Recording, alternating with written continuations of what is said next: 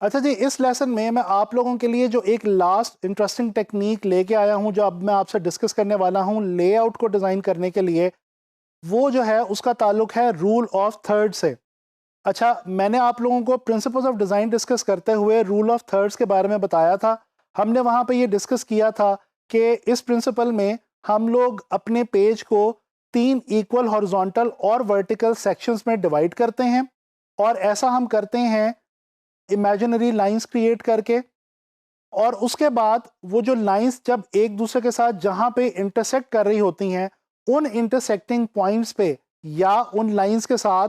हम अपने focal area को या अपने फोकल सब्जेक्ट को, यानी जो हमारे डिज़ाइन की मोस्ट इंपॉर्टेंट चीज़ है, उसको हम उन लाइनों के साथ या उस इंटरसेक्शन पॉइंट्स के साथ जो है प्लेस कर देते हैं। अच्छा, इस तरह से होता क्या है? इससे होता ये है कि हमारे डिज़ाइन के अंदर एक बहुत खूबसूरत तरीके का बैलेंस जो है वो क्रिएट हो जाता है। अच्छा, वैसे तो ओवरऑल ग्राफिक डिज़ाइन में इसकी बहुत इंपॉर्टेंस है, लेकिन ख़ास तौर पे लेआउट के हवाले से ये बहुत इंपॉर्टेंट टेक्निक है।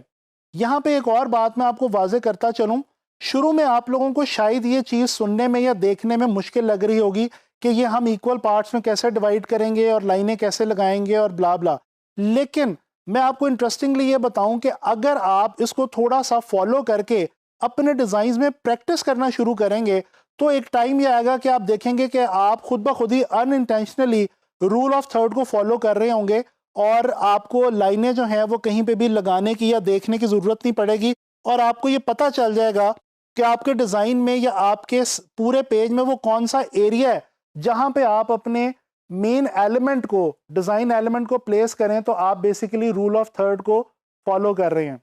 तो लिहाजा इसकी डेफिनेटली आपको थोड़ी सी प्रैक्टिस करनी होगी, और उसी की मदद से आप इस रूल को अच्छे तरीके से लेआउट्स में अप्लाई कर सकेंगे। तो चलें कुछ एग्जांपल्स देखते हैं। नेशनल ज्योग्राफी की वेबसाइट को हम डिस्कस करेंगे, और इसके डिज़ाइन को हम देखने वाले हैं।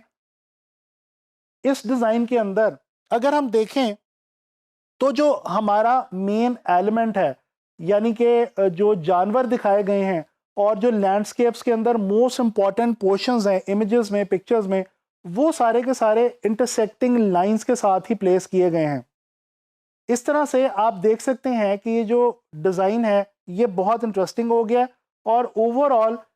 ये जो वेबसाइट के तमाम पेजेस हैं या जो तमाम पोर्शंस हैं, उनमें एक ख़ास रब्त जो है वो भी आपको महसूस हो रहा है। तो लिहाजा इस तरह से आप जब वेबसाइट्स को डिज़ाइन करें तो वहाँ पे आपको ये रूल बहुत ज़्यादा मददगार साबित होगा। और वेबसाइट की लेआउट के अंदर टेक्स्ट और इमेज को जब हम प्लेस कर रहे होते हैं, तो वहाँ पे हमें ये जो चीज़ है रूल ऑफ थर्ड वाली, ये बहुत हेल्प आउट करती है, और इसकी मदद से आसानी से हम अपने इमेजेस की जो जगह है वो ढूंढ लेते हैं अपने पेज के अंदर या अपनी लेआउट के अंदर। अच्छा जी, एक और विजुअल मैं आपको दिखाना चाहता हूँ। ये डिज़ाइन है एक पोस्टर का, और ये एक मूवी पोस्टर है जिसको डिज़ाइन किया है जेम्स वाइट ने। अच्छा, इस डिज़ाइन के अंदर भी अगर आप देखें तो जो मेन करेक्टर है मूवी का, और जो बेसिकली इस पोस्टर की जान है और इसका जो मोस्ट इम्पॉर्टेंट आइटम है, उसको बेसिकली रूल ऑफ थर्ड को फॉलो करते हुए ही प्लेस किया गया है। और उसकी प्लेसमेंट जो है वो जो लाइनें हैं, जो हम लाइंस इमेजिन करते हैं रूल ऑफ थर्ड में, उनके बिल्कुल साथ और इंटरसेक्टिंग पॉइंट्स के ऊपर जो है वो रखा गया है। तो इस तरह से आप लोग देख सकते हैं कि इस इमेज के अंदर भी, इस डिज़ाइन में भी रूल ऑफ थर्ड को फॉलो करते हुए बहुत बैलेंस जो है वो एक लेआउट बन गई है, और जो हमारे डिज़ाइन एलिमेंट्स हैं इस इमेज के या इस डिज़ाइन के, वो बहुत खूबसूरती से मैनेज हुए हुए लग रहे हैं। तो लिहाजा ये रूल ऑफ थर्ड्स का जो एक रूल है, इसको आप लोगों ने लाजमी अप्लाई करना है, ख़ास तौर पे जब आप लेआउट्स बना रहे हों और वेबसाइट्स वगैरह की या पोस्टर्स वगैरह की, तो वहाँ पे आपको ये बहुत ज़्यादा हेल्प आउट करने वाला है। अच्छा जी, ये अब मैंने आपको डिफरेंट टेक्निक्स जो हैं वो डिस्कस की आप लोगों के साथ और आपको बताई लेआउट डिज़ाइन करने के हवाले से। अब आप लोगों का काम यह है कि आपने खुद इनके ऊपर रिसर्च करनी है और इनको प्रैक्टिस करना है, जिसके बगैर आप इनको अच्छे तरीके से अप्लाई नहीं कर पाएंगे। तो मैं आप लोगों को ये सजेस्ट करूंगा कि आप लोग इन रूल्स को, इन टेक्निक्स को जो है वो अंडरस्टैंड करें और उसके बाद इनको अप्लाई करने की कोशिश करें अपने डिज़ाइंस में, तभी आप लोग इनको जो है वो अच्छे तरीके से समझ पाएंगे। इंशाल्लाह ताला नेक्स्ट लेसन में ग्राफिक डिज़ाइन के हवाले से मज़ीद हम इंटरेस्टिंग चीज़ें जो हैं वो लर्न करेंगे और कुछ चीज़ें जो हैं वो हम प्रैक्टिस भी करेंगे।